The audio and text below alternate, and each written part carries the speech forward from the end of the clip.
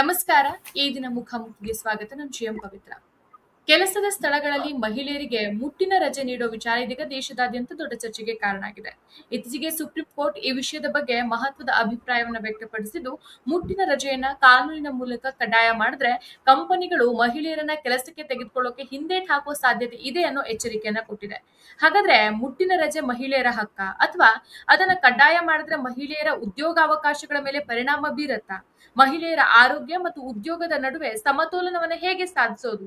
ಈ ಮಹತ್ವದ ವಿಚಾರದ ಬಗ್ಗೆ ಇವತ್ತಿನ ಮುಖಾಮುಖಿಯಲ್ಲಿ ನಾವು ಚರ್ಚೆ ಮಾಡ್ತಾ ಹೋಗೋಣ. ನಮ್ ಜೊತೆ ಇವತ್ತಿನ ಚರ್ಚೆಯಲ್ಲಿ ಜನಶಕ್ತಿ ಸಂಘಟನೆಯ ಪೂರ್ಣಿಮಾ ಅವರಿದ್ದಾರೆ. ಮೇಡಮ್ ನಮಸ್ತೆ, ಚರ್ಚೆಗೆ ಸ್ವಾಗತ. ನಮಸ್ತೆ ಮೇಡಮ್, ಮೊದಲನೇದಾಗಿ ಮುಟ್ಟಿನ ರಜೆ ಬಗ್ಗೆ ಸುಪ್ರೀಂ ಕೋರ್ಟ್ ನ ಅಭಿಪ್ರಾಯದ ಬಗ್ಗೆ ನಿಮ್ಗೇನ್ ಅನ್ಸುತ್ತೆ? ನಿಮ್ಮ ಮೊದಲ ಹೇಳಿಕೆ ಅಥವಾ ನಿಮ್ಮ ಮೊದಲ ಅಭಿಪ್ರಾಯ? ಮಹಿಳೆಯ ಉದ್ಯೋಗಿಗಳಿಗೆ ಮುಟ್ಟಿನ ರಜೆ ಅನ್ನುವಂಥದ್ದು ಅದು ಸಿಂಪತಿ ಕೊಡುವಂಥದ್ದಲ್ಲ, ಅವರ ಹಕ್ಕು. ಇವಾಗ ಸುಪ್ರೀಂ ಕೋರ್ಟ್ ಏನ್ ಹೇಳಿದೆ, ಮುಟ್ಟಿನ ರಜೆಯನ್ನ ಹೆಣ್ಮಕ್ಳಿಗೆ ಕೊಡೋದ್ರಿಂದ ಅವರ ಕೆಲಸಗಳಿಗೆ ಅಡಚಣೆ ಉಂಟಾಗ್ಬೋದು ಅಥವಾ ಅವ್ರಿಗೆ ಉದ್ಯೋಗ ಅವಕಾಶಗಳು ಕಡಿಮೆ ಆಗ್ಬೋದು ಅಂತ ಏನ್ ಹೇಳಿದೆ, ಅದು ನನ್ನ ಪ್ರಕಾರ ತಪ್ಪು ಅಂತ ಅನ್ಸುತ್ತೆ. ಯಾಕೆ ಅಂತಂದ್ರೆ ಮುಟ್ಟಿನ ರಜೆ ಅನ್ನುವಂಥದ್ದು ಬರೀ ಕರ್ನಾಟಕದಲ್ಲಿ ಮಾತ್ರನೇ ಒಂದು ಜಾರಿಯಾಗಿರುವಂತದ್ದಲ್ಲ. ನಾವು ನೋಡ್ಬೋದು, ಕೇರಳದಲ್ಲಿದೆ, ಮತ್ತೆ ಬೇರೆ ಬೇರೆ ರಾಜ್ಯಗಳಲ್ಲಿ ಜಾರಿ ಇದೆ, ಈಗಾಗಲೇ ಕೂಡ ಜಾರಿ ಇದೆ. ಸೊ ಕರ್ನಾಟಕದಲ್ಲೂ ಕೂಡ ಮಹಿಳೆಯರಿಗೆ ಅವರ ಘನತೆಯಿಂದ ಅವರ ಮುಟ್ಟಿನ ಒಂದು ದಿನವನ್ನ ಅಥವಾ ಮುಟ್ಟಿನ ಅವಧಿಯನ್ನ ನಿರ್ವಹಣೆ ಮಾಡ್ಲಿಕ್ಕೆ ಅವಶ್ಯಕತೆ ಇದೆ ಅನ್ನುವಂತ ಕಾರಣಕ್ಕೋಸ್ಕರ ಈಗ 2025 ಮುಟ್ಟಿನ ಒಂದು ರಜೆ ಏನಿದೆ ಅದನ್ನ ಸಂಸತ್ತಲ್ಲಿ ಅದನ್ನ ಒಂದು ಮಂಡನೆ ಮಾಡಲಾಗಿತ್ತು. ಮೇಡಮ್, ಈ ಮುಟ್ಟಿನ ರಜೆ ಅನ್ನೋದನ್ನ ಹೆಣ್ಣಿನ ಮೂಲಭೂತ ಹಕ್ಕು ಅನ್ನೋದನ್ನ ನೀವು ಒಪ್ಕೋತೀರಾ? ಹೌದು, ಒಪ್ಕೊಳ್ತೀನಿ. ಓಕೆ. ಈಗ ಮಹಿಳೆಯರಿಗೆ ಮುಟ್ಟಿನ ರಜೆ ಏನಾದ್ರೂ ಕೊಟ್ಬಿಟ್ರೆ ಆಫೀಸ್ ಅಲ್ಲಿ ತಾರತಮ್ಯ ಹೆಚ್ಚಾಗಬಹುದು, ಮತ್ತೆ ಕೆಲಸಕ್ಕೆ ಹೈಯರ್ ಮಾಡ್ಕೊಳ್ಳೋ ಸಂಖ್ಯೆ, ಮಹಿಳೆಯರನ್ನ ಕೆಲಸಕ್ಕೆ ತೆಗೆದುಕೊಳ್ಳೋ ಸಂಖ್ಯೆ ಕಡಿಮೆ ಆಗ್ಬಹುದು ಅನ್ನೋ ಅಭಿಪ್ರಾಯವನ್ನ ಸುಪ್ರೀಂ ಕೋರ್ಟ್ ಕೊಟ್ಟಿದೆ. ಇದನ್ನ ನೀವು ಯಾವ ರೀತಿ ನೋಡ್ತೀರಾ? ನಿಜವಾಗ್ಲೂ ಹಾಗಾಗತ್ತಾ ಅಂತ? ಇಲ್ಲ, ಆತರ ಆಗೋದಿಲ್ಲ. ಈ ಮುಟ್ಟಿನ ರಜೆಯನ್ನ ಕೊಡೋದ್ರಿಂದ ಹೆಣ್ಣು ಮಕ್ಕಳುಗಳಿಗೆ ಕೆಲಸಗಳ ತಗೊಳ್ಳುವಂತದ್ದು ಸಮಸ್ಯೆ ಆಗ್ಬೋದು ಅಥವಾ ಕೆಲಸಗಳ ಮೇಲೆ ಪರಿಣಾಮ ಬೀರ್ಬೋದು ಅನ್ನೋ ತರದಲ್ಲಿ ಏನ್ ಆಲೋಚನೆ ಮಾಡ್ತಾ ಇದ್ರೆ ಅದು ರಾಂಗ್ ಅಂತ ನನ್ನ ಪ್ರಕಾರ ಹೇಳ್ತೀನಿ. ಯಾಕೆ ಅಂತಂದ್ರೆ ಇವತ್ತು ಹೆಣ್ಮಕ್ಳುಗಳಿಗೆ ಮುಟ್ಟಿನ ರಜೆ ಬಹಳ ಅವಶ್ಯಕವಾಗಿದೆ. ಆ ಮುಟ್ಟಿನ ಸಂದರ್ಭಗಳಲ್ಲಿ ಹೆಣ್ಮಕ್ಳುಗಳು ತಮ್ಮದೇ ಆಗಿರುವಂತ ಮಾನಸಿಕವಾಗಿರುವಂತ ಒತ್ತಡಗಳನ್ನ ಅನುಭವಿಸ್ತಾ ಇರ್ತಾರೆ. ಒಬ್ಬೊಬ್ಬರಿಗೆ ಒಂದೊಂದರ ಇರುತ್ತೆ. ಮುಟ್ಟಿನ ಅವಧಿ ಎನ್ನುವಂಥದ್ದು ಎಲ್ಲ ಮಹಿಳೆಯರಿಗೂ ಒಂದೇ ರೀತಿಯಾಗಿರೋದಿಲ್ಲ. ಆ ಸಂದರ್ಭದಲ್ಲಿ ಹಲವಾರು ಕಿರಿಕಿರಿಗಳನ್ನ ಮಹಿಳೆಯರು ಎದುರಿಸ್ತಾ ಇರ್ತಾರೆ. ಹೊಟ್ಟೆ ನೋವು ಇರ್ಬೋದು, ಅಥವಾ ಕೈಕಾಲುಗಳ ನೋವಿನ ಸೆಳೆತ ಇರ್ಬೋದು, ಮೂಡ್ ಸ್ವಿಂಗ್ ಇರ್ಬೋದು, ಬೇರೆ ಬೇರೆ ತರದ ಮತ್ತು ಅತಿಯಾಗಿರುವಂತ ರಕ್ತಸ್ರಾವಗಳಿರ್ಬೋದು. ಈ ತರದ ಒಂದು ಮಾನಸಿಕ ಮತ್ತು ದೈಹಿಕ ಎರಡು ರೀತಿಯಾಗಿರುವಂತ ಒತ್ತಡಗಳನ್ನ ಹೆಣ್ಮಕ್ಳುಗಳು ಅನುಭವಿಸ್ತಾ ಇರ್ತಾರೆ. ಸೊ ಆ ಸಂದರ್ಭದಲ್ಲಿ ಅವರಿಗೆ ರಜೆ ಸಿಕ್ಕಿದ್ದೇ ಆಯ್ತು ಅಂತಂದ್ರೆ ಅವರ ಒತ್ತಡವನ್ನ ಕಡಿಮೆ ಮಾಡ್ದಂಗಾಗುತ್ತೆ. ಮತ್ತೆ ಇನ್ನೂ ಕೂಡ ಮುಂದಿನ ದಿನಗಳಲ್ಲಿ ಅವರು ಹೆಚ್ಚಿನದಾಗಿ ಅವರ ಒಂದು ಕೆಲಸ ಕಾರ್ಯದ ಚಟುವಟಿಕೆಗಳಿಗೆ ಆರೋಗ್ಯಪೂರ್ಣವಾಗಿ ಮತ್ತು ಆ ಕೆಲಸ ಚಟುವಟಿಕೆಗಳಿಗೆ ಒಂದು ಗಮನ ಕೊಟ್ಟು ಅವರು ಕೆಲಸ ಮಾಡ್ಲಿಕ್ಕೆ ಅವಕಾಶ ಆಗೋ ರೀತಿಯಲ್ಲಿ ಈ ಒಂದು ಮುಟ್ಟಿನ ರಜೆ ಅವ್ರ ಮೇಲೆ ಪರಿಣಾಮವನ್ನ ಬೀರುತ್ತೆ. ಹಾಗಾಗಿ ಮುಟ್ಟಿನ ರಜೆ ಅನ್ನುವಂಥದ್ದು ಪ್ರತಿಯೊಬ್ಬ ಹೆಣ್ಮಕ್ಳಿಗೂ ಕೂಡ ಇವತ್ತು ಅಗತ್ಯವಾಗಿರುವಂತದ್ದು, ಅವರು ಮಾನವ ಹಕ್ಕು ಅದು. ಓಕೆ ಮೇಡಮ್, ಈಗ ಮಹಿಳೆಯರ ಆರೋಗ್ಯದ ಹಕ್ಕು ಮತ್ತೆ ಉದ್ಯೋಗದ ಹಕ್ಕು ಇವೆರಡರಲ್ಲಿ ಯಾವ್ದು ಇಂಪಾರ್ಟೆಂಟ್? ಎರಡನ್ನೂ ಸಹ ಒಟ್ಟಿಗೆ ಕಲ್ಪಿಸೋಕೆ ಯಾವ ರೀತಿ ವ್ಯವಸ್ಥೆಗಳನ್ನ ಮಾಡಬಹುದು ಅಂತ ಅನ್ಸುತ್ತೆ? ಈಗ ಒಂದು ಮಹಿಳೆಯರ ಆರೋಗ್ಯ ಚೆನ್ನಾಗಿದ್ರೆ ಉದ್ಯೋಗನೂ ಕೂಡ ಚೆನ್ನಾಗಿ ಆಗುತ್ತೆ. ನಾವೀಗ ತುಂಬಾ ಬೇರೆ ಬೇರೆ ಇದನ್ನ ಉದಾಹರಣೆಗೆ ತಗೊಳ್ಳೋದಕ್ಕಿಂತ ಗಾರ್ಮೆಂಟ್ಸ್ ಇದರಲ್ಲಿ ಕೆಲಸ ಮಾಡುವಂತ ಕಂಪನಿಯಲ್ಲಿ ಇರುವಂತ ಮಹಿಳೆಯರ ಒಂದು ಸ್ಥಿತಿಗತಿಗಳನ್ನೇ ನಾವು ಉದಾಹರಣೆಯನ್ನಾಗಿ ತಗೊಳ್ಳೋಣ. ಇವತ್ತು ಗಾರ್ಮೆಂಟ್ಸ್ ನಲ್ಲಿ ಅತಿ ಹೆಚ್ಚು ಕೆಲಸ ಮಾಡ್ತಿರುವಂತವ್ರು ಮಹಿಳೆಯರು. ಸುಮಾರು 4-5 ಲಕ್ಷಕ್ಕಿಂತ ಹೆಚ್ಚಿನ ಮಹಿಳೆಯರು ಗಾರ್ಮೆಂಟ್ಸ್ ಫ್ಯಾಕ್ಟರಿಗಳಲ್ಲಿ ಕೆಲಸಗಳಲ್ಲಿ ತೊಡ್ಕೊಂಡಿದ್ದಾರೆ. ಆದ್ರೆ ಇವತ್ತು ಆ ಮಹಿಳೆಯರ ಪರಿಸ್ಥಿತಿ ಹೇಗಿದೆ ಅಂತಂದ್ರೆ, ಹೆಣ್ಮಕ್ಳುಗಳು ಹೆಚ್ಚಿಗೆ ನೀರು ಕುಡಿದ್ರೆ ಪದೇ ಪದೇ ಮೂತ್ರ ವಿಸರ್ಜನೆಗೆ ಹೋಗ್ಬೇಕಾಗುತ್ತೆ, ಅದಕ್ಕೆ ಅವಕಾಶ ಕೊಡಲ್ಲ ಅಂತ ಹೇಳಿ ಇವತ್ತು ಹೆಣ್ಮಕ್ಳುಗಳು ಹೆಚ್ಚಿಗೆ ಬಿಟ್ಟಿದ್ದಾರೆ. ಇದರಿಂದಾಗಿ ಅವರುಗಳಿಗೆ ಕಿಡ್ನಿ ಸ್ಟೋನ್ಗಳಾಗ್ತಾ ಇದೆ, ಮತ್ತು ಗರ್ಭಕೋಶದ ಸಮಸ್ಯೆಗಳಾಗ್ತಿದಾವೆ. ಬೇರೆ ಬೇರೆ ತರದ ಆರೋಗ್ಯಕ್ಕೆ ಸಂಬಂಧಪಟ್ಟಂತಹ ಗಂಭೀರವಾಗಿರುವಂತಹ ಕಾಯಿಲೆಗಳಿಗೆ ಅವರು ತುತ್ತಾಗ್ತಾ ಇದ್ದಾರೆ. ಸೊ ಇಂತಹ ಸಂದರ್ಭದಲ್ಲಿ ಕನಿಷ್ಠ ಮೂತ್ರ ವಿಸರ್ಜನೆಗೆ ಅವಕಾಶ ಕೊಡದೇ ಇರುವಂತಹ ಗಾರ್ಮೆಂಟ್ಸ್ ಫ್ಯಾಕ್ಟರಿಗಳಿರ್ಬೋದು ಅಥವಾ ಕಂಪನಿಗಳಿರ್ಬೋದು, ಮುಟ್ಟಿನ ಸಂದರ್ಭದಲ್ಲಿ ಅವರು ಪದೇ ಪದೇ ಅವರು ಪ್ಯಾಡ್ ನ ಚೇಂಜ್ ಮಾಡ್ಬೇಕಾಗಿರುತ್ತೆ, ಅವರ ಖಾಸಗಿ ಭಾಗಗಳನ್ನ ತೊಳ್ಕೊಳ್ಬೇಕಾಗಿರುತ್ತೆ, ಶುಚಿತ್ವವನ್ನ ಕಾಪಾಡ್ಕೊಳ್ಬೇಕಾಗಿರುತ್ತೆ. ಅಂತದ್ದು ಎಲ್ಲದಕ್ಕೂ ಕೂಡ ಅವಕಾಶ ಅನ್ನುವಂಥದ್ದನ್ನ ಕಲ್ಪಿಸ್ಕೊಡ್ಬೇಕು. ಆದ್ರೆ ಅಲ್ಲಿ ಕೆಲಸ ಮಾಡುವಂತ ಸ್ಥಳಗಳಲ್ಲಿ ಅವರು ಶುಚಿತ್ವವನ್ನ ಹೇಗ್ ಕಾಪಾಡ್ಕೊಳಕ್ ಸಾಧ್ಯ ಆಗುತ್ತೆ? ಮತ್ತೆ ಪದೇ ಪದೇ ಹೋಗ್ತಾ ಇದ್ರೆ ಕೆಲಸ ಮಾಡುವಂತವ್ರಿಗೆ ಮತ್ತೆ ಅದನ್ನ ಏನು ಪದೇ ಪದೇ ವಾಶ್ರೂಮ್ಗೆ ಹೋಗಿ ಬರ್ಲಿಕ್ಕೆ ಅನುಮತಿ ಕೊಡುವಂತವ್ರಿಗೂ ಒಂಥರ ಕಿರಿಕಿರಿ ಅಂತ ಅನಿಸ್ತಾ ಇರುತ್ತೆ. ಈಗಾಗ್ಲೇ ಹೆಣ್ಮಕ್ಳುಗಳಿಗೆ ಒಂದು ತಮ್ಮ ಒಂದು ಮುಟ್ಟಿನ ಒಂದು ಇದರಿಂದಾಗಿ ಬೇಕಾದಷ್ಟು ಒತ್ತಡಗಳನ್ನ ಕಿರಿಕಿರಿಯನ್ನ ಅನುಭವಿಸ್ತಾ ಇರುವಂತವ್ರು ಪದೇ ಪದೇ ಪರ್ಮಿಷನ್ ಕೇಳ್ಕೊಂಡು ಪ್ಯಾಡ್ ಚೇಂಜ್ ಮಾಡ್ಕೊಳಕ್ಕೋಸ್ಕರ ಅವರು ವಾಶ್ರೂಮ್ಗಳಿಗೆ ಹೋಗಿ ಬರ್ಲಿಕ್ಕೆ ಸಾಧ್ಯ ಆಗೋದಿಲ್ಲ. ಅವರ ಮುಟ್ಟಿನ ಅವಧಿಯನ್ನು ಕೂಡ ಒಂದು ಘನತೆಯಿಂದ ಮತ್ತು ಶುಚಿತ್ವದಿಂದ ಅವರು ನಿರ್ವಹಿಸಬೇಕು. ಸೊ ಅಂತದಕ್ಕೆ ಅವಕಾಶ ಮಾಡ್ಕೊಡ್ಬೇಕು. ಮತ್ತೆ ಉದ್ಯೋಗ ಅನ್ನುವಂಥದ್ದು ಕೂಡ ಅವರ ಹಕ್ಕು ಕೂಡ. ಹಿಂದೆ ಹೆರಿಗೆ ಭತ್ಯೆ ಕೊಡ್ಬೇಕು ಅಂತ ಮತ್ತೆ ಹೆರಿಗೆ ಸಂದರ್ಭದಲ್ಲಿ ರಜೆ ಕೊಡ್ಬೇಕು ಅಂತ ಅನ್ನುವಂತಹ ವಿಚಾರಗಳು ಬಂದಂತ ಸಂದರ್ಭದಲ್ಲೂ ಕೂಡ ಇದೇ ತರದ ಹಲವಾರು ಏನು ಆರೋಪಗಳು ಕೂಡ ಬಂದವು. ಅದಕ್ಕೆ ಪರ ವಿರೋಧ ಚರ್ಚೆಗಳು ಕೂಡ ನಡೆದವು. ಅದಾಗಿಯೂ ಕೂಡ ಇವತ್ತು ಹೆರಿಗೆ ರಜೆ ಅನ್ನುವಂಥದ್ದು ಸ್ಯಾಂಕ್ಷನ್ ಆಗಿದೆ. ಅದು ಆಗಬೇಕಾಗಿರುವಂಥದ್ದು. ಸೊ ಇವತ್ತು ಮಹಿಳೆಯರಿಗೆ ಮುಟ್ಟು ಅನ್ನುವಂಥದ್ದು ಅದೊಂದು ವರದಾನ. ಇವತ್ತು ಯಾವುದೇ ಒಬ್ಬ ಮಾನವನ ಹುಟ್ಟು ಎಲ್ಲಿಂದ ಬರುತ್ತೆ ಅಂದ್ರೆ ಒಬ್ಬ ಮಹಿಳೆಯ ಹುಟ್ಟಿನಿಂದನೇ ಪ್ರತಿಯೊಬ್ಬ ಮಾನವನು ಹುಟ್ಟಲಿಕ್ಕೆ ಸಾಧ್ಯ. ಅಂತಹ ಒಂದು ಮುಟ್ಟನ್ನ ಘನತೆಯಿಂದ ನಿರ್ವಹಿಸಲಿಕ್ಕೆ ಬೇಕಾಗಿರೋ ರೀತಿಯಲ್ಲಿ ಅವಕಾಶವನ್ನ ಮಾಡ್ಕೊಡ್ಬೇಕು. ಉದ್ಯೋಗ ಅನ್ನೋದು ಕೂಡ ಮಹಿಳೆಯ ಹಕ್ಕದು.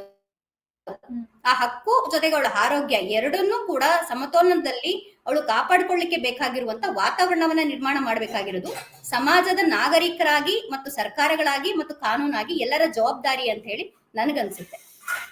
ಓಕೆ ಮೇಡಮ್, ನೀವು ಮುಟ್ಟಿನ ಘನತೆ ಬಗ್ಗೆ ತುಂಬಾ ಚೆನ್ನಾಗಿ ವಿಶ್ಲೇಷಣೆ ಮಾಡಿದ್ರಿ. ಈ ಬಗ್ಗೆ ಎಲ್ರಿಗೂ ಗೊತ್ತಿದ್ರೂ ಸಹ, ಎಲ್ಲಾ ಎಕ್ಸ್ಪೀರಿಯನ್ಸ್ ಅನುಭವಗಳಿದ್ರೂ ಸಹ, ತಾನು ಹುಟ್ಟಿದ್ದೆ ಆ ಒಂದು ಕಾರಣದಿಂದ ಅದು ಗೊತ್ತಿದ್ರೂ ಸಹ ಹೆಚ್ಚಿನ ಸಂಖ್ಯೆಯ ಪುರುಷರು ಮುಟ್ಟಿನ ರಜೆಗೆ ವಿರೋಧವನ್ನ ವ್ಯಕ್ತಪಡಿಸೋದು ಯಾಕೆ?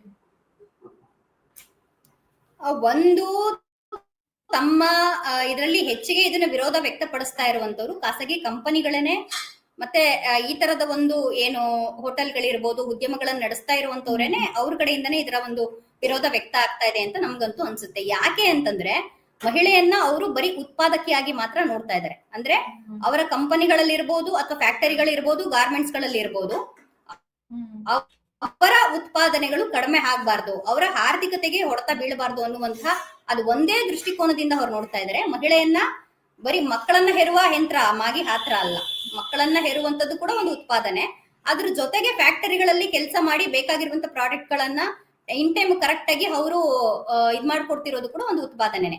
ಸೊ ಅವರ ಉತ್ಪಾದನೆಗೆ ಮತ್ತು ಆರ್ಥಿಕತೆಗೆ ಹೊಡೆತ ಬೀಳುತ್ತೆ ಅನ್ನುವಂತಹ ದೃಷ್ಟಿಕೋನದಲ್ಲೇ ಅವ್ರು ಯೋಚನೆ ಮಾಡ್ತಾ ಇರೋದ್ರಿಂದ ಮಹಿಳೆಯ ಒಂದು ಘನತೆಯ ಹಕ್ಕಿನ ಬಗ್ಗೆ ಅವರು ಅಷ್ಟು ಸಂವೇದನವಾಗಿ ನಡ್ಕೊಳ್ಳದೆ ಇರೋದ್ರಿಂದ, ಸಂವೇದನ ರಹಿತವಾಗಿ ಯೋಚನೆ ಮಾಡ್ತಾ ಇರೋದ್ರಿಂದಾನೆ ಪ್ರತಿಯೊಬ್ರು ಕೂಡ ಇದನ್ನ ವಿರೋಧಿಸ್ತಾ ಇದ್ದಾರೆ ಅಂತ ನನಗನ್ನಿಸ್ತಾ ಇದೆ. ಓಕೆ ಮೇಡಮ್, ಈ ಹಿಂದೆ ಮಾತೃತ್ವ ರಜೆ ಅಂತ ಬಂದಾಗ 6 ತಿಂಗಳು ಪೇಡ್ ಲೀವ್ ಕೊಡ್ಬೇಕು ಅಂತ ಆಗಿತ್ತು. ಆ ಸಮಯದಲ್ಲೂ ಈ ರೀತಿ ಏನಾದ್ರೂ ಆಗಿತ್ತಾ? ಪರ ವಿರೋಧ ಚರ್ಚೆಗಳು ಇದೇ ರೀತಿ ನಡೆದಿತ್ತಾ? ಅಲ್ಲ, ಚರ್ಚೆಗಳು ನಡೆದಿತ್ತು. ಆ ಸಂದರ್ಭದಲ್ಲೂ ಕೂಡ ಚರ್ಚೆಗಳು ನಡೆದಿದ್ದಾಗಿ ಕೂಡ ಕಾನೂನಾಗಿ ಜಾರಿ ಆಗಿದೆ. ಇವತ್ತು ಜಾರಿಯಾಗಿ ಇವತ್ತು ಹೆಣ್ಣುಮಕ್ಳುಗಳು ಹೆರಿಗೆ ರಜೆಯನ್ನ ಮುಗಿಸ್ಕೊಂಡು ಬಂದು ಕೂಡ ಸಮರ್ಪಕವಾಗಿ ಕೆಲಸವನ್ನ ನಿರ್ವಹಿಸ್ತಾ ಇರೋದು ನಾನು ನೋಡ್ತಾ ಇದೀವಿ. ಅಷ್ಟು ಮಾತ್ರ ಅಲ್ಲ, ಈಗ ಮುಟ್ಟಿನ ವಿಚಾರಕ್ಕೆ ಬರೋದಾಯ್ತು ಅಂತಂದ್ರೆ ಕೋವಿಡ್ ಸಂದರ್ಭವನ್ನ ನಾವು ಉದಾಹರಣೆಯಾಗಿ ತಗೊಳ್ಬಹುದು. ಅತಿ ಹೆಚ್ಚು ಕೋವಿಡ್ ಸಂದರ್ಭದಲ್ಲಿ ಯಾರಾದ್ರೂ ಕೊರೋನಾ ವಾರಿಯರ್ಸ್ ಆಗಿ ದುಡ್ದಿರೋಂಥವ್ರ ಸಂಖ್ಯೆ ಇದೆ ಅಂತಂದ್ರೆ ಅದು ಮಹಿಳೆಯರು ಅಂತ ನಾನಂತೂ ಹೇಳೋದಕ್ಕೆ ಇಷ್ಟಪಡ್ತೀನಿ. ಯಾಕೆ ಅಂತಂದ್ರೆ ಪೌರ ಕಾರ್ಮಿಕರಿಂದ ಹಿಡಿದು ಅಂಗನವಾಡಿ ಆಶಾ ಕಾರ್ಯಕರ್ತರಿಂದ ಹಿಡಿದು ಹಾಸ್ಪಿಟಲ್ ಅಲ್ಲಿ ವೈದ್ಯರಾಗಿ, ನರ್ಸ್ಗಳಾಗಿ ಮತ್ತೆ ಎಲ್ಲ ತರದಲ್ಲೂ ಕೂಡ ಅತಿ ಹೆಚ್ಚು ಸಂಖ್ಯೆಯಲ್ಲಿ ಮಹಿಳೆಯರು ತಮ್ಮ ಕಾಂಟ್ರಿಬ್ಯೂಷನ್ ಕೊಟ್ಟಿದ್ದಾರೆ. ಬೇರೆಯವರೆಲ್ಲರೂ ಕೂಡ ಕೊರೋನಾ ವಾರಿಯರ್ಸ್ ಅಂತ ಕರೆದು ಪ್ರಧಾನಿ ಮೋದಿ ಅವರು ಹೂ ಮಳೆಯಲ್ಲೂ ಸುರಿಸಿದ್ರು. ಆದ್ರೆ ಕನಿಷ್ಠ ಆ ಸಂದರ್ಭದಲ್ಲಿ ಮಹಿಳೆಯರ ಶ್ರಮವನ್ನ ಗುರುತಿಸುವಂತಹ ಮತ್ತು ಗೌರವಿಸುವಂತ ಕೆಲಸವನ್ನು ಕೂಡ ಮಾಡ್ಲಿಲ್ಲ. ಸೊ ಆ ಸಂದರ್ಭದಲ್ಲಿ ನಾವು ನೋಡ್ಬೋದು, ಹೆಣ್ಮಕ್ಳುಗಳು ಕೊರೋನಾ ಸಂದರ್ಭದಲ್ಲಿ ಅವರು ಸಂಪೂರ್ಣವಾಗಿ ಒಂದು ಇದನ್ನ ಧರಿಸಬೇಕಾಗಿತ್ತು, ಕಿಟ್ಟನ್ನ ಧರಿಸಬೇಕಾಗಿತ್ತು ಬೆಳಗಿನ ಸಂಜೆವರೆಗೂ. ಆ ಟೈಮಲ್ಲಿ ಅವ್ರು ಮೂತ್ರ ವಿಸರ್ಜನೆ ಕೂಡ ಮಾಡ್ಲಿಕ್ಕೆ ಸಾಧ್ಯ ಆಗ್ತಾ ಇರ್ಲಿಲ್ಲ. ಹಂಗಿದ್ದಾಗ ಆ ಸಂದರ್ಭದಲ್ಲೂ ಮುಟ್ಟಾಗಿರ್ತಾರೆ, ಪ್ಯಾಡ್ಗಳನ್ನು ಕೂಡ ಬದಲಾವಣೆ ಮಾಡ್ಕೊಳಕ್ ಆಗದೆ ಇರುವಂತ ಸಂದರ್ಭದಲ್ಲೂ ಕೂಡ ವೈದ್ಯರಾಗಿ, ದಾದಿಯರಾಗಿ ಅವರು ಕೆಲಸ ಮಾಡಿದ್ದಾರೆ. ಸೊ ಹಂಗ್ ನೋಡೋದಾಯ್ತು ಅಂತಂದ್ರೆ ಈ ಒಂದು ಮುಟ್ಟಿನ ಕಾರಣದಿಂದಾಗಿ ಅವ್ರನ್ನ ತುಂಬಾ ಅಶಕ್ತರು, ಅವರಿಗೆ ಶಕ್ತಿ ಇಲ್ಲದೆ ಇರುವಂತವ್ರು ಅನ್ನೋ ತರದಲ್ಲಿ ಗುರುತಿಸಬೇಕಾಗುತ್ತೆ ಅನ್ನೋ ತರದ ಹೇಳಿಕೆಗಳು ಕೂಡ ಬರ್ತಾ ಇದಾವೆ. ಹಂಗ್ ನೋಡಿದ್ರೆ ಮುಟ್ಟಿನ ಕಾರಣವನ್ನು ಇಟ್ಕೊಂಡು ಮಹಿಳೆಯರು ಒಂಥರ ಅಶಕ್ತರು ಅನ್ನೋ ತರದಲ್ಲಿ ಗುರುತಿಸ್ಬೇಕಾಗಿಲ್ಲ. ಇದಕ್ಕೆ ಸುಮಾರು ಉದಾಹರಣೆಗಳು ನಮ್ ಕಣ್ಮುಂದೆ ಇದಾವೆ. ಸೊ ಇದೆಲ್ಲವನ್ನು ಕೂಡ ಕನ್ಸಿಡರ್ ಮಾಡಿ ಈ ಒಂದು ಸಮಾಜನೂ ಕೂಡ ನಮ್ಮ ಹೊಣೆಗಾರಿಕೆ ಇದೆ, ನಮ್ಮ ಜವಾಬ್ದಾರಿ ಇದೆ. ಮಹಿಳೆಯರು ಈ ಸಮಾಜವನ್ನ ಕಟ್ಟೋದ್ರಲ್ಲಿ ಅವರ ಒಂದು ಪರಿಶ್ರಮವನ್ನ ಸಂಪೂರ್ಣವಾಗಿ ಕೊಡ್ತಿದ್ದಾರೆ ಅಂತಂದಾಗ ಅವರ ಪ್ರತಿಯೊಂದು ಮಾನಸಿಕ ಮತ್ತು ದೈಹಿಕ ಆರೋಗ್ಯವನ್ನ ಕಾಪಾಡುವಂತದ್ದು ನಾಗರಿಕರಾಗಿ ಸಮಾಜದ ಹೊಣೆಗಾರಿಕೆಯನ್ನು ಹೊರಬೇಕಾಗಿ ಪ್ರತಿಯೊಬ್ಬರ ಜವಾಬ್ದಾರಿ ಅಂತ ಹೇಳಿ ಕನ್ಸಿಡರ್ ಮಾಡ್ಬೇಕು ಅಂತ ನನ್ಗನ್ಸುತ್ತೆ. ಓಕೆ ಮೇಡಮ್, ಈಗ ಖಾಸಗಿ ಕಂಪನಿಗಳು ಸ್ವಯಂ ಪ್ರೇರಿತವಾಗಿ ಒಂದು ಮುಟ್ಟಿನ ರಜೆಯನ್ನ ಕೊಟ್ರೆ ಅದು ಅತ್ಯುತ್ತಮ ಆಗ್ಬಹುದು, ಒಳ್ಳೇದಾಗ್ಬಹುದು ಅಂತ ಸುಪ್ರೀಂ ಕೋರ್ಟ್ ಅಭಿಪ್ರಾಯ ಪಟ್ಟಿದೆ. ನಿಮ್ಗೇನ್ ಅನ್ಸುತ್ತೆ, ಖಾಸಗಿ ಕಂಪನಿಗಳು ಈ ಒಂದು ಕಡ್ಡಾಯ ಇಲ್ಲದೆ ಇದ್ರೆ ತಿಂಗಳಿಗೆ ಒಂದಿನ ರಜೆ ಕೊಡತ್ತೆ ಅಂತ ಅನ್ಸತ್ತಾ? ಖಂಡಿತವಾಗ್ಲೂ ಕೊಡೋದಿಲ್ಲ. ಇದು ಕಾನೂನಾಗಿ ರಚನೆ ಆಗ್ಲಿಲ್ಲ ಅಂತಂದ್ರೆ, ಈಗ ನಾನ್ ಆಗ್ಲೇ ಉದಾಹರಣೆ ಕೊಟ್ಟೆ, ಖಾಸಗಿ ಕಂಪನಿಗಳಲ್ಲಿ ಈಗ ಗಾರ್ಮೆಂಟ್ಸ್ ವರ್ಕರ್ ಪರಿಸ್ಥಿತಿಗಳು ಹೇಗಿದಾವೆ ಅಂತ ನಾನು ಹೇಳ್ತಾ ಇದ್ದೀನಿ. ಕೆಲವೊಂದು ಮಾಲ್ಗಳಲ್ಲಿ ಹೆಣ್ಮಕ್ಳ ಪರಿಸ್ಥಿತಿ ಹೇಗಿದೆ ಅನ್ನೋದನ್ನ ನಾನು ಕೂಡ ಕಣ್ಣಾರ ಕಂಡಿದ್ದೀನಿ. ಒಂದು ಮೂತ್ರ ವಿಸರ್ಜನೆಗೆ ಅವಕಾಶ ಕೊಡದೇ ಇರುವಂತಹ ಖಾಸಗಿ ಕಂಪನಿಗಳು ಮುಟ್ಟಿನ ರಜೆಯನ್ನ ಅವರಾಗಿ ತಾಮಗ್ ತಾವೇ ಜ್ಞಾನೋದಯ ಆಗಿ ಕೊಟ್ಬಿಡ್ತಾರೆ ಅಂತ ಅನ್ಕೊಳ್ಳೋದ್ರ ಅದೊಂಥರ ಮುಟ್ಟಾಳ್ತನ ಅಂತ ಅನ್ಸುತ್ತೆ. ಸೊ ಅದು ಕಾನೂನಾಗಿ ರಚನೆ ಆಗಿರುವಂತದ್ದೇನೆ. ಸುಮಾರು ಇವತ್ತು ಮಹಿಳೆಯರಿಗೆ ಸಂಬಂಧಪಟ್ಟಂತ ಕಾನೂನುಗಳನ್ನ, ಹಕ್ಕುಗಳನ್ನ ಪಡ್ಕೊಳ್ಳಿಕ್ಕೆ ಇನ್ನೂ ಸತತವಾಗಿ ದೀರ್ಘವಾಗಿ ಹೋರಾಟಗಳನ್ನ ಮಾಡ್ತಾ ಬರ್ಬೇಕಾಗಿದೆ, ಅವ್ರ ಹಕ್ಕನ್ನ ಅವ್ರು ಪಡ್ಕೊಳ್ಳಿಕ್ಕೆ. ಸೊ ಹಿಂಗಿದ್ದಾಗ ಅದು ಕಾನೂನೇ ಆಗ್ಲಿಲ್ಲ ಅಂತಂದ್ರೆ ಅವ್ರಗಳಿಗೆ ಜ್ಞಾನೋದಯ ಆಗಿ ಹೆಣ್ಮಕ್ಳ ಸಂಕಷ್ಟವನ್ನ ಅರ್ಥ ಮಾಡ್ಕೊಂಡು ಇಟ್ಸ್ ಓಕೆ ತಗೊಳ್ಳಿ ಅನ್ನೋ ತರದಲ್ಲಿ ಖಾಸಗಿ ಕಂಪನಿಗಳಾಗ್ಲಿ ಇನ್ನೊಬ್ಬರಾಗ್ಲಿ ಕೊಟ್ಬಿಡ್ತಾರೆ ಅನ್ನೋದು ಅದು ಸರಿಯಾಗಿರುವಂತದ್ದಲ್ಲ. ಇದು ಕಾನೂನಾಗಿಯೇ ರಚನೆ ಆಗ್ಬೇಕಾಗಿದೆ. ಮೇಡಮ್, ಈಗ ಇತರ ದೇಶಗಳಲ್ಲಿ ಫಾರ್ ಎಕ್ಸಾಂಪಲ್ ಜಪಾನ್ ಆಗಿರ್ಬೋದು, ಸ್ಪೇನ್ ಆಗಿರ್ಬೋದು, ಇಂಡೋನೇಷ್ಯಾ ಆಗಿರ್ಬೋದು, ಇಂಥ ಬೇರೆ ಬೇರೆ ದೇಶಗಳಲ್ಲಿ ಅಥವಾ ನಮ್ಮದೇ ದೇಶದ ಕೆಲ ರಾಜ್ಯಗಳಲ್ಲಿ ಈಗಾಗಲೇ ಮುಟ್ಟಿನ ರಜೆ ಅನ್ನೋದು ಕಡ್ಡಾಯ ಆಗಿದೆ. ಸೊ ಅಲ್ಲಿ ಮುಟ್ಟಿನ ರಜೆ ಕಡ್ಡಾಯ ಮಾಡದ್ಮೇಲೆ ಏನಾದ್ರೂ ಡಿಫ್ರೆನ್ಸ್ ಆಗಿದೆ ಅಂದ್ರೆ ಮಹಿಳೆಯರ ಉದ್ಯೋಗದ ಪ್ರಮಾಣ ಏನಾದ್ರೂ ಕುಸಿದಿದ್ಯಾ ಅಥವಾ ಹೆಚ್ಚಾಗಿದ್ಯಾ, ಏನಾದ್ರೂ ಹೊಡೆತ ಬಿದ್ದದೆ ಅಂತ ಅನ್ಸತ್ತಾ? ಇಲ್ಲ, ಬೇರೆ ಬೇರೆ ರಾಜ್ಯಗಳಲ್ಲಿ ಮತ್ತು ದೇಶಗಳಲ್ಲಿ ಮುಟ್ಟಿನ ರಜೆ ಇರೋದ್ರಿಂದ ಹೆಣ್ಮಕ್ಳುಗಳು ತಮ್ಮ ಆರೋಗ್ಯದ ಸಮತೋಲನವನ್ನು ಕಾಪಾಡ್ಕೊಳ್ತಾ, ಕುಟುಂಬದ ಜೊತೆಗೆ ಬೆರೆಯುವಿಕೆನೂ ಜಾಸ್ತಿ ಮಾಡ್ಕೊಳ್ತಾ, ಸಮಾಜಕ್ಕೆ ಮತ್ತೆ ಕೆಲಸಕ್ಕೆ ತಮ್ಮ ಕಾಂಟ್ರಿಬ್ಯೂಷನ್ ಜಾಸ್ತಿ ಮಾಡಿದರೆ ಅನ್ನೋದೇ ಇಲ್ಲಿ ತನಕ ಸಿಕ್ಕಿರುವಂತ ವರದಿಗಳು. ಅದರಿಂದ ಉದ್ಯಮಕ್ಕಾಗ್ಲಿ ಅಥವಾ ಇನ್ನೊಂದಕ್ಕಾಗ್ಲಿ ಕುಂಠಿತ ಆಗಿದೆ ಅನ್ನೋ ತರದಲ್ಲಿ ಏನು ಇಲ್ಲ ಅನ್ನೋದು ನನ್ನ ಅಭಿಪ್ರಾಯ. ಓಕೆ ಮೇಡಮ್, ಈಗ ಕಡ್ಡಾಯ ಮುಟ್ಟಿನ ರಜೆ ಬದಲು ಬೇರೆ ಏನಾದ್ರೂ ಪರ್ಯಾಯ ವ್ಯವಸ್ಥೆ ಮಾಡಬಹುದಾ ಅಂತ ಪ್ರಶ್ನೆ ಬಂದ್ರೆ ಅದಕ್ಕೆ ಯಾವ್ಯಾವ ರೀತಿ ವ್ಯವಸ್ಥೆ ಮಾಡಬಹುದು ಅಂತ ಅನ್ಸುತ್ತೆ? ಅಂದ್ರೆ ವರ್ಕ್ ಫ್ರಮ್ ಹೋಮ್ ಕೊಡೋದು, ಆ ತರದ್ ಏನಾದ್ರೂ ಮಾಡಬಹುದಾ?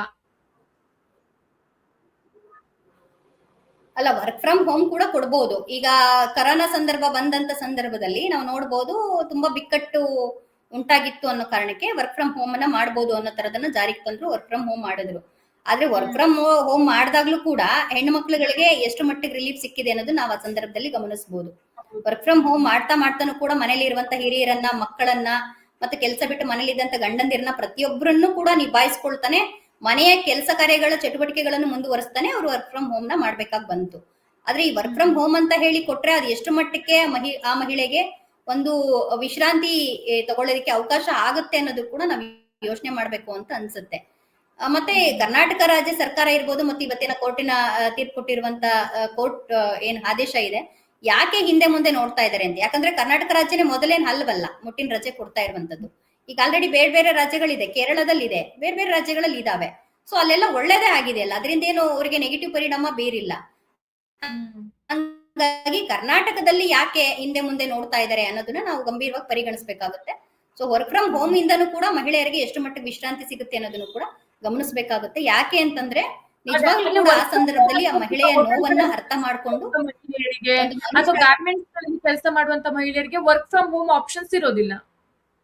ಹಾಗಾಗಿ ಬಹುಶಃ ಕಡ್ಡಾಯ ಮಾಡಿದ್ರೇನೆ ಅವರಿಗೆ ಒಂದು ದಿನ ಅವ್ರಗಳಿಗೆ ಸಿಗುತ್ತೆ. ಮೇಡಮ್, ಈಗ ಕೆಲವೊಂದ್ಸಲ ಈಗ ಐಟಿ ಕಂಪನಿಗಳಲ್ಲಿ ಕೆಲಸ ಮಾಡುವಂತವರಿಗೆ ಕೆಲಸ ಮಾಡುವಂತವರಿಗೆ ವರ್ಕ್ ಫ್ರಮ್ ಹೋಮ್ ಅಂತಂದ್ರೆ ಸಣ್ಣ ಮಟ್ಟದ ಏನಾದ್ರೂ ಒಂದು ರಿಲೀಫ್ ಸಿಗ್ಬೋದು, ಅದು ಸಂಪೂರ್ಣವಾಗಿ ವಿಶ್ರಾಂತಿ ಸಿಗುತ್ತೆ ಅಂತಾನೆ ಹೇಳೋಕ್ ಆಗೋದಿಲ್ಲ.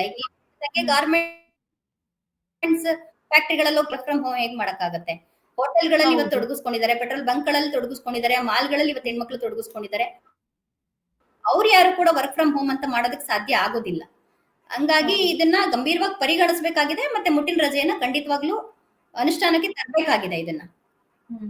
ಮೇಡಮ್, ಈಗ ಕೆಲವೊಮ್ಮೆ ಈ ಮುಟ್ಟಿನ ರಜೆ ಅನ್ನೋದು ಮತ್ತೆ ಇನ್ನೊಂದು ಏನಪ್ಪಾ ಅಂತಂದ್ರೆ ನಾವು ಸಾಧ್ಯತೆ ಇದೆ ಅಂತ ಕೆಲವರು ಸಹ ಹೇಳ್ತಾರೆ. ಅಷ್ಟೇ ಅಲ್ಲ, ಮಹಿಳೆಯರು ಸಹ ಅದನ್ನ ಸ್ವಲ್ಪ ಅಂಜಿಕೆಯಿಂದ ಹೇಳ್ಕೊಳ್ಳುವಂತದ್ದು ಈಗ ಇದೆ. ಅಂತವ್ರಿಗೆ ನೀವೇನ್ ಹೇಳ್ತೀರಾ?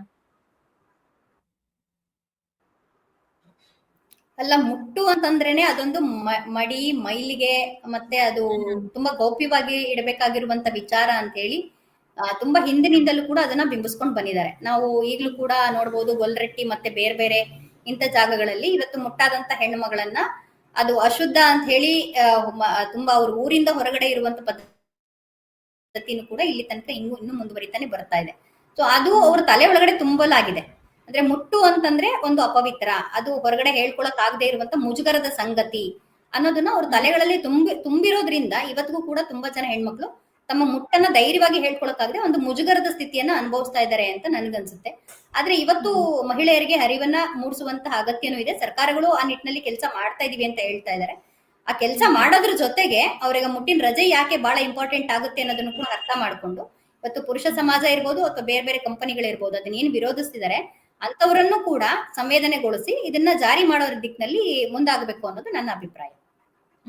ಮೇಡಮ್, ಈಗ ಕಡ್ಡಾಯ ಮುಟ್ಟಿನ ರಜೆಗಾಗಿ ಮಹಿಳಾ ಸಂಘಟನೆಗಳಾಗಿರ್ಬೋದು, ಪುರುಷರಾಗಿರ್ಬೋದು, ಬೇರೆ ಬೇರೆ ಸಂಘಟನೆಗಳಾಗಿರ್ಬೋದು, ಯಾವ ರೀತಿ ಸರ್ಕಾರವನ್ನ ಅಥವಾ ಕಂಪನಿಗಳನ್ನ ಎಚ್ಚರಿಸುವಂತ ಕೆಲಸ ಮಾಡಬಹುದು? ಅಲ್ಲ, ಈ ಮುಟ್ಟಿನ ರಜೆ ವಿಚಾರಕ್ಕೆ ಈ ಸಲ ಏನು ಕೋರ್ಟ್ ಅದಕ್ಕೆ ನಕಾರ ತೆಗೆದಿದೆ, ಇದಕ್ಕೆ ದೊಡ್ಡ ಮಟ್ಟದ ಪ್ರತಿಕ್ರಿಯೆನೇ ಕೊಡಬೇಕಾಗುತ್ತೆ ಅಂತ ನನಗನ್ಸುತ್ತೆ. ಮಹಿಳಾ ಸಂಘಟನೆಗಳಿರ್ಬೋದು ಮತ್ತು ಮಹಿಳಾ ಪರವಾಗಿ ಸಂವೇದನೆ ಒಳಗೊಂಡಿರುವಂತ ಪುರುಷರು ಕೂಡ ಒಳಗೊಂಡಂತೆ ಮಹಿಳೆಯರ ಒಂದು ಸ್ಥಿತಿಗತಿಗಳು ಮತ್ತು ಅವರಿಗೆ ಆ ಮುಟ್ಟಿನ ರಜೆ ಯಾಕೆ ಬಹಳ ಅಗತ್ಯವಾಗಿದೆ ಅನ್ನೋದನ್ನ ಮನದಟ್ಟು ಮಾಡಿಕೊಂಡು ಕಂಪನಿಗಳವ್ರ ಮೇಲೆ ಕೂಡ ಒತ್ತಡ ತರಬೇಕು ಮತ್ತು ಸರ್ಕಾರದ ಮೇಲೆ ಕೂಡ ಒತ್ತಡ ತರಲಿಕ್ಕೆ ಮುಂದಿನ ದಿನಗಳಲ್ಲಿ ಹೋರಾಟಗಳು, ಚರ್ಚೆಗಳು ಇದೆಲ್ಲವನ್ನು ಆಗ್ಬೇಕು.